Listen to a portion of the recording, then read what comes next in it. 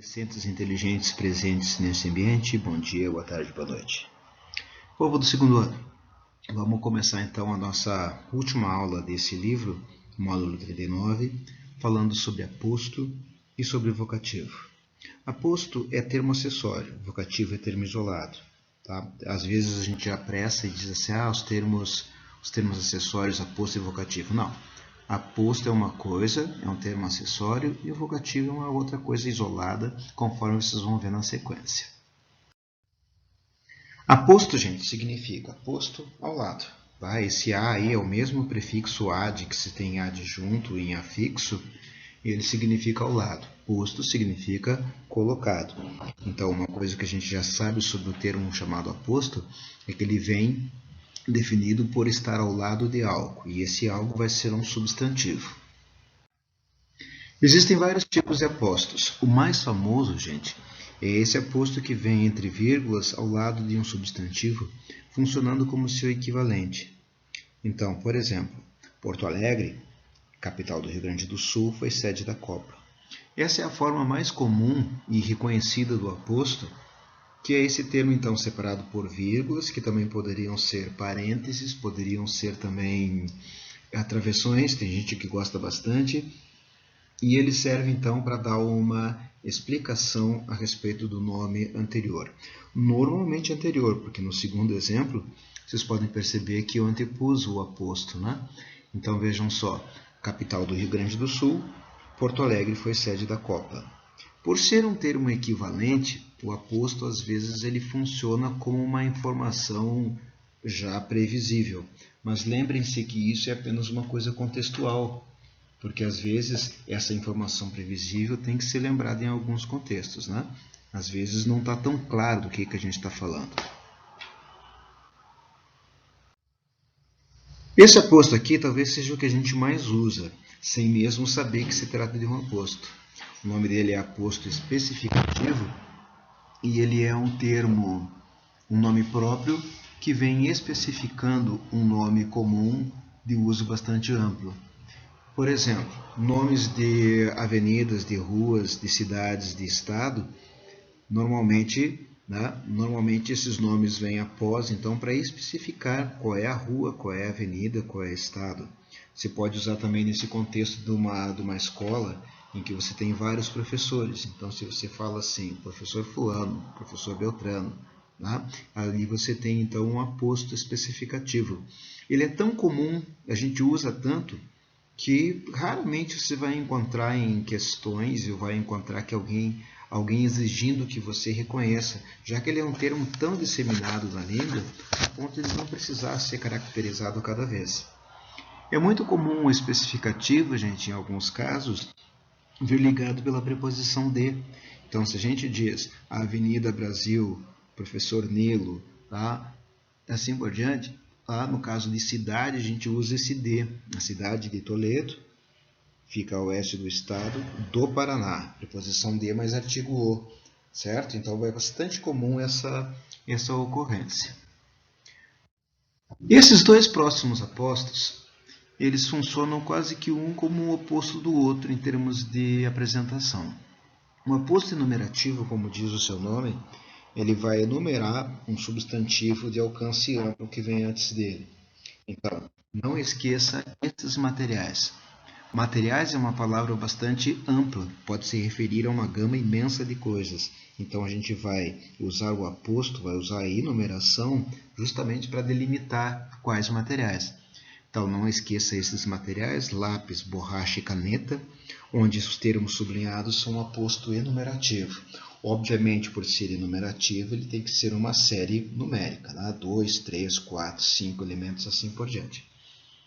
Nós vamos precisar destes itens. Itens também é uma outra palavra que merece sempre ser delimitada. Então, quais os itens? Alicate, pá, machado, sempre é bom ter um, plástico, entre outras coisas. Beleza? Agora perceba o resumidor. O aposto resumidor, ele é basicamente assim o oposto, porque aqui primeiro você tem uma enumeração, uma série de coisas que você retoma, então resumindo com uma única palavra. Jornais, revistas, bulas, receitas, tudo ela quer ler. Esse tudo, então, resume todos os elementos que a gente citou anteriormente. O pessoal de casa, os vizinhos, o guarda, ninguém viu coisa alguma. Ninguém, então, retoma todos os elementos anteriores, resumindo-os. Então, esses são os 4 tipos de aposto. Termo isolado, o vocativo. Gente, o vocativo é uma das coisas bem simples de você identificar. Um vocativo é simplesmente o termo utilizado para chamar. Quando você chama alguém pelo nome, por um apelido, por uma interjeição, você está usando um vocativo. Então, por exemplo, eu entro na sala e digo, turma, pessoal, vamos lá, Paplito, tá? Evericabra. Então, esses são vocativos, não importa em que língua. Ali, ó, o primeiro exemplo, tá? O beijo, amigo, é a véspera do escarro, nos diz o Augusto dos Anjos. Já o Castro Alves pergunta indignado, Deus, ó Deus, onde estás que não respondes? Que é isso, rapaz? Ah, rapaz, o nosso vocativo. E agora, José? Pergunta o Drummond. Percebam, gente, que o vocativo ele não tem lugar, tá? Ele não tem lugar, ele pode estar em qualquer lugar, ele é um termo totalmente solto e ele pode, inclusive, vir repetido. Poderia dizer, rapaz, que é isso, rapaz? Né? Veja ali, ó Deus, José, e agora, José? Então, o vocativo ele pode vir repetido. Aqui eu te falo de uma confusão que algumas pessoas insistem em fazer entre o aposto explicativo, que é o que vem entre vírgulas, e o vocativo, que é um termo que também vem isolado por vírgula. Gente, normalmente dá para se diferenciar, porque o aposto ele vem caracterizando. O vocativo é o termo usado para chamar. Mas, na verdade, não é um com o outro que eles são confundidos. É uma estrutura que é confundida com a outra.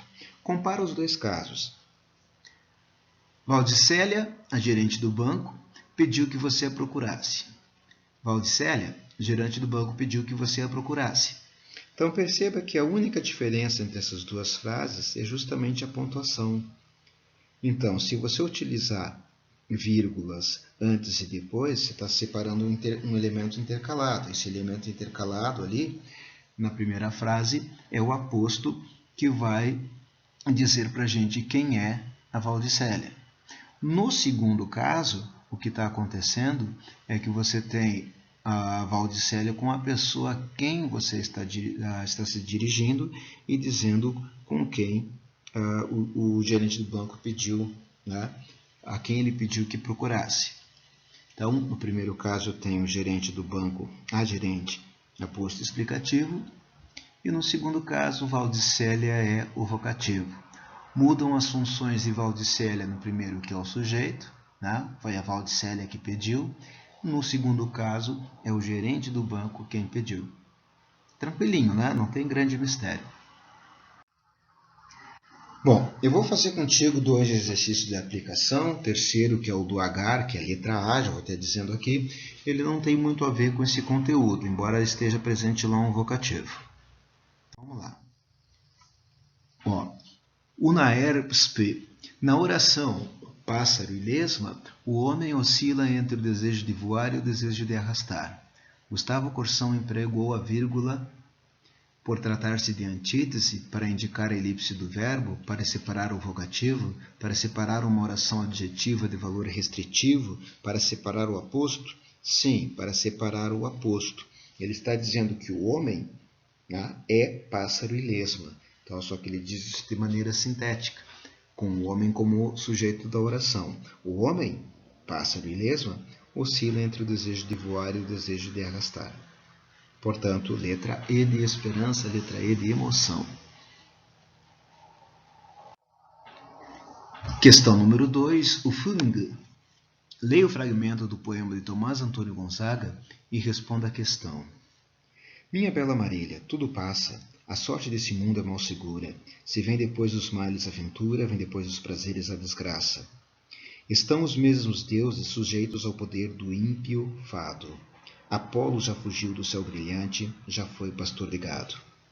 Minha bela Marília é o vocativo, gente. O vocativo porque é a quem o eu lírico do poema, né, no caso Dirceu, está se dirigindo.